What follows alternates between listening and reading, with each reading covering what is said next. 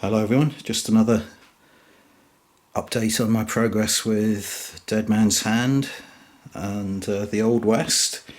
I wanted to do this on the tabletop amongst the foreground buildings that I've got assembled so far, rather than on the under a lamp on my desk. But the lighting conditions aren't brilliant today, so I'm using the low lux setting on the camera. I hope that will improve things. Now, I thought I would paint up some figures on horseback. The rules do allow for mounted movement, but I still haven't really got around to reading them.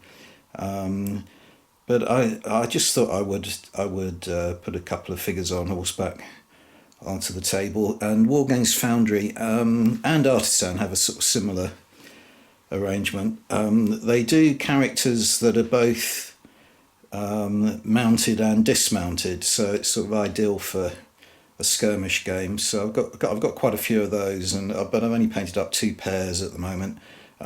So you're looking at Judge Guthrie Prentice, both mounted and dismounted at the moment, and they are sort of described as being part of a posse, so they're kind of on the side of the law. So I still haven't really got any proper villains, but I'm working on that, as you'll see in my next update. Now, up against the hitching post there's a couple of riderless horses. They are actually from Great Escape Games, and you'll see that the horse that's hitched on the left there, I've painted in the same style as the one that Judge Guthrie is riding. And the idea, even though they're not the same range and they are certainly a different sort of size and proportions, the idea is to have a marker, so when he does dismount, he leaves his horse somewhere, and then you put the foot figure on the table. So I think that'd be more realistic. But as far as I can see, Great Escape Games, although they do riderless horses and unbridled horses, they don't actually do any figures riding horses, which is sort of what I'm aiming to have is all the different versions, permutations. But I don't know if I can zoom in. This is another version.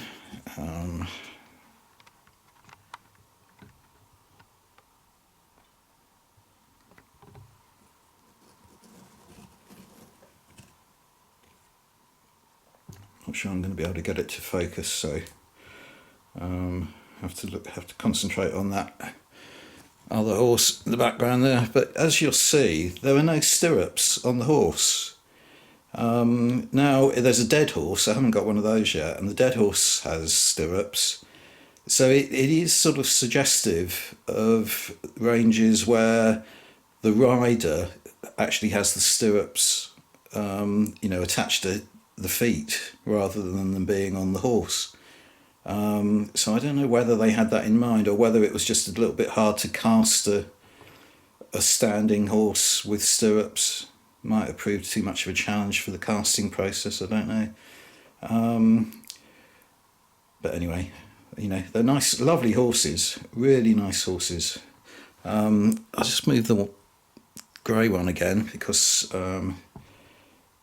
another little addition that I made, which again, I'm not going to be able to get it to focus, but there's a rocking chair on the boardwalk there outside the Photographic Darklinger's photographic studio. So here's a bit of a relaxed laid back kind of photographer, and he likes to sit on his rocking chair watching the goings on in town. Is my my story. Now there is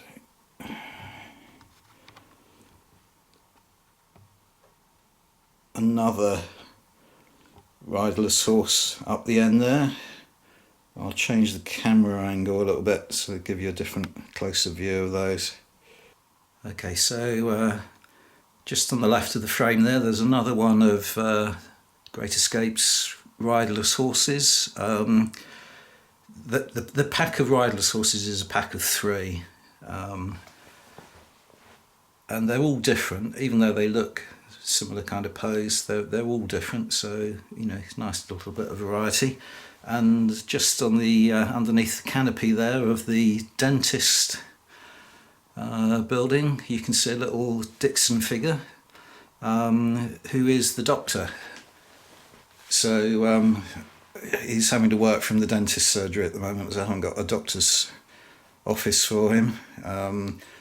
In the extension to Dead Man's Hand, I know there's a role for a character called Doc Amos, so I might be able to use him as that. But I'm trying to kind of begin to populate the town with passers-by and civilians, and figures that can be caught up in the crossfire or taken hostage and that kind of thing. Make it a bit more of an environment for the games to take place in. So started putting together a few things like that. And then the horse I've actually painted in the same colours. Hopefully this will focus. There we go. The same figures as the same colour as the figure there. And here's another Wargames Foundry figure. Another posse member, and he's called Emmett Gates. And same kind of thing.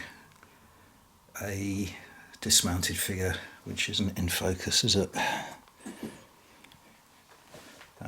Dismounted figure to the right there, and then in the background you can see 2 really nice sculpts.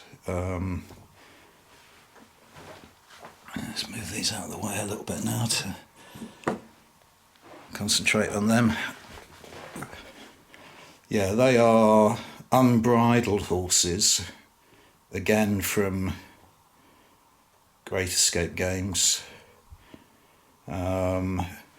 Really, really nice figures, and of course you could use them in any period for to depict horses, because there's absolutely nothing on them, no accoutrements or saddlery or anything, so they're just horses.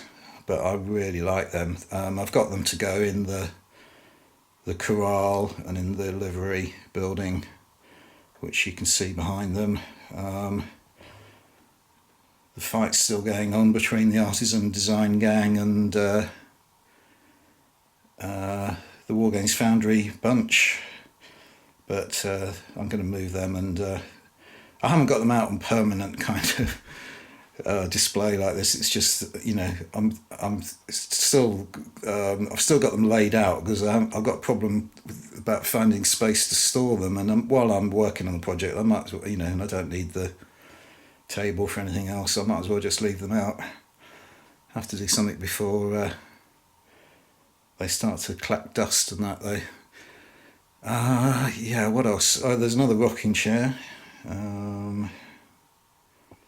which is, you're not going to be able to see it very well, but I'll put it on the veranda of the saloon building. So that's there, and I think that's everything that I've done so far. Give you another shot of the town from a different angle. Yeah, so we're up the other end of town now. looking at the livery building, and then the corral is behind it there.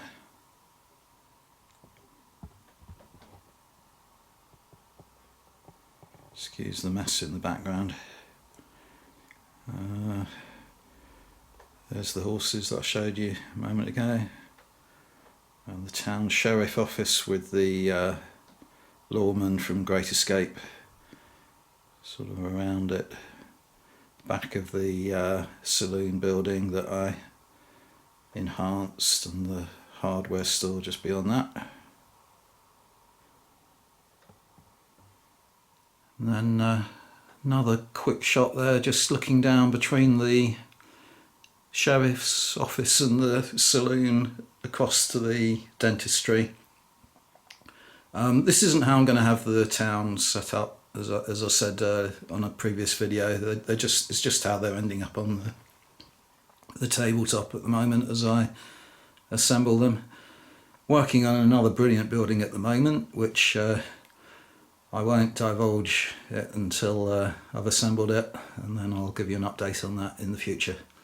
So thanks for watching, and I'm going to put a little bit of my silliness at the end of this as well, just sort of other little animation things that I've been working on just to amuse you.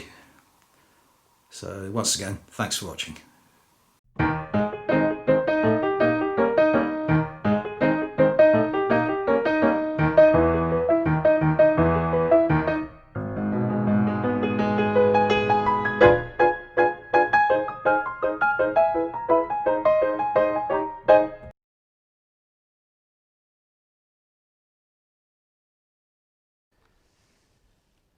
You'll never take me alive.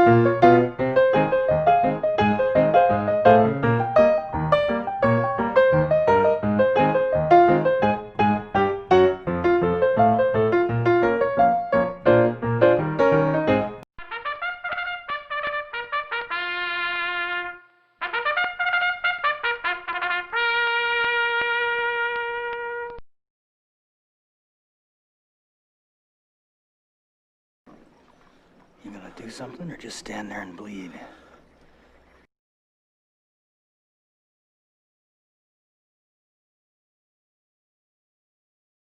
The man's got a right to protect his property and his life, and we ain't letting no rancher or his lawman take either.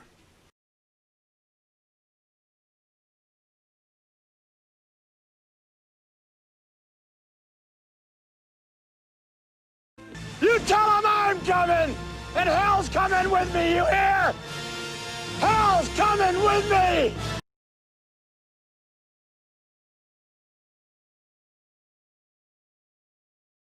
See, my mule don't like people laughing. It's the crazy idea you're laughing at him. Now, if you apologize like I know you're going to, I might convince him that you really didn't mean it.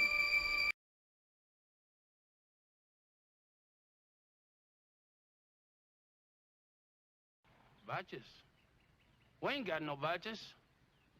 We don't need no badges. I don't have to show you any stinking badges. That's all, folks.